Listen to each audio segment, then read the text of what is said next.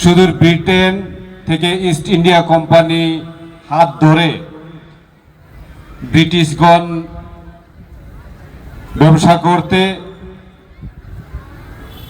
ভারতবর্ষে প্রবেশ করেছিল। ভারতবর্ষের মূল্যবান ধন সম্পদ, খনিজ হীরা সব লুটপাট করে নিয়ে গেছে। 1857 সালে মঙ্গল পাণ্ডের নেতৃত্বে ব্রিটিশদের বিরুদ্ধে প্রথম বিদ্রোহ সংগঠিত হয়। বিদ্রোহের আগুন সারা ভারতবর্ষে ছড়িয়ে পড়ে। ইংরেজরা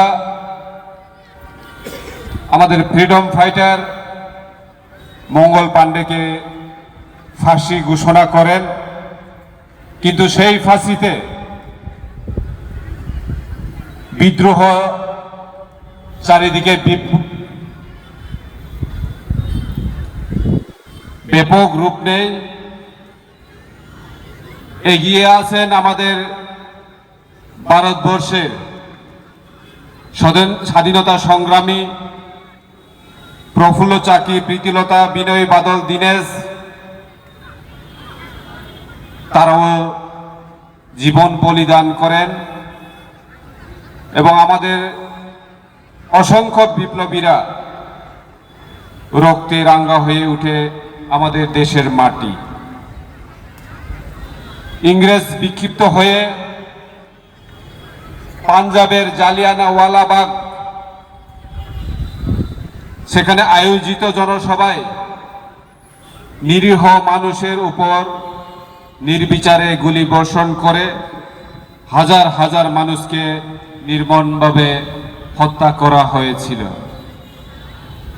ভারতবাসী এবার কার্যত ব্রিটিশ রাজের বিরুদ্ধে যুদ্ধ ঘোষণা করে একের পর এক আন্দোলিত হয়ে উঠে দেশ। শুরু হয় বঙ্গভঙ্গ আন্দোলন, ডান্ডি অভিযান, সত্যাগ্রহ আন্দোলন, অহিংসা অসহযোগ আন্দোলন, স্বদেশী আন্দোলন এবং ভারত ছাড়ো আন্দোলন। 1942 খ্রিস্টাব্দে 8ই অগস্ট জাতীয় জনক মহাত্মা গান্ধীর নেতৃত্বে ভারত ছাড়ো আন্দোলনের মধ্যে দিয়ে ভারতবাসী আওয়াজ তুলেন ভারত ছাড়ো ইংরেজ। ব্রিটিশের লাঠি আর অস্ত্র বুলেটের উপেক্ষা করে বিপ্লবী ভগৎ সিং, রাজগুরু, সূর্য সেন, মাতঙ্গিনী হাজরা, বাল গঙ্গাধর তিলক, বিপিন চন্দ্র পাল, নেতাজি সুভাষচন্দ্র বোস, লালা লাজপত রায় সহ শত শত বিপ্লবী ব্রিটিশের বিরুদ্ধে গর্জে উঠেন এবং দেশবাসীকে ইংরেজের বিরুদ্ধে লড়াইয়ের নেতৃত্ব দেন।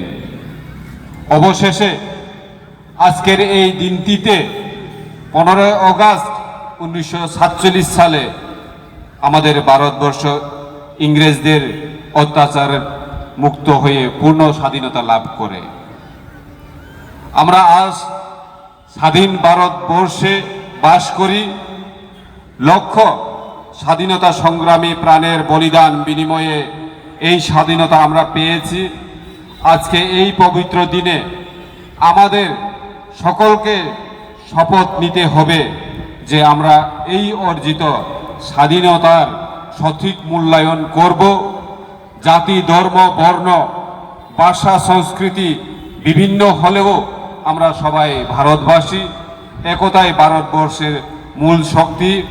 শিক্ষা, দীক্ষা, স্বাস্থ্য, বাসস্থান এই সমস্ত মৌলিক অধিকার সকলকে প্রদানে আমরা ভূমিকা পালন করব। সকলকে সমান অধিকার দেব, তবে এই স্বাধীনতা সত্যিকারের স্বাধীনতা হবে।